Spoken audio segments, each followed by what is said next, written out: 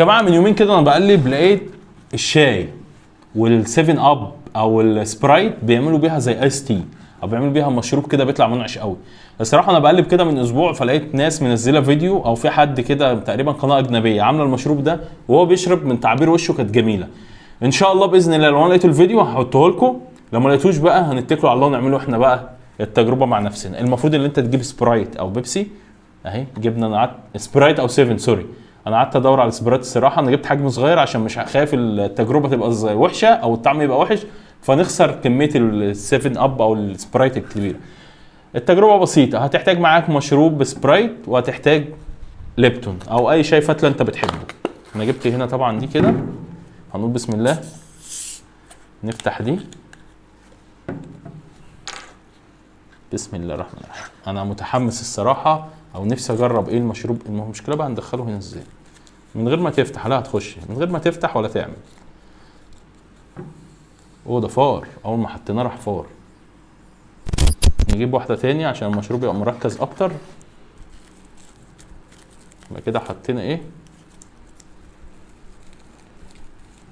دي، تزق دي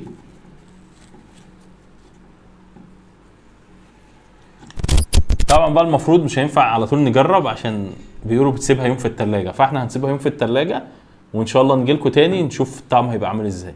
تاني يا جماعه بعد حوالي 4 ساعات، 4 ساعات حطينا اهو 2 ليبتون هنا، وتعالوا ندوق الطعم هيبقى عامل ازاي. انا الصراحه كنت كل ساعه اخش كده في التلاجة واديها رجه كده عشان برضو ايه يبقى مركز اكتر. زي ما انتم شايفين اللون الابيض اهو واضح في الكاميرا صح؟ اللون الابيض بقى لون اسود او لون مثلا شبه لون الشاي الخفيف. هنقول بسم الله. استنى فار.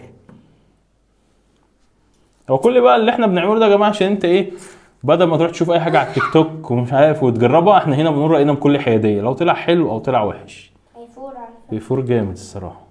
انت بقى عشان انت رديته. ثانيه، طب استنى بيقول لك ايه لما الحاجه تفور اضرب عليها كده. لا بقى احنا مش يا لهوي ده فور جامد. مش مهم يا جماعه.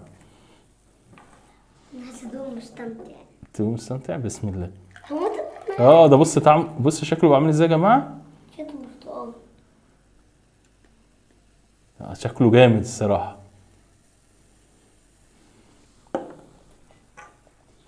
بص شكله بقى جامد، يا رب يكون طعمه جامد بقى. بسم الله الرحمن الرحيم. ريحته غريبه، ريحته شاي كده. بسم الله.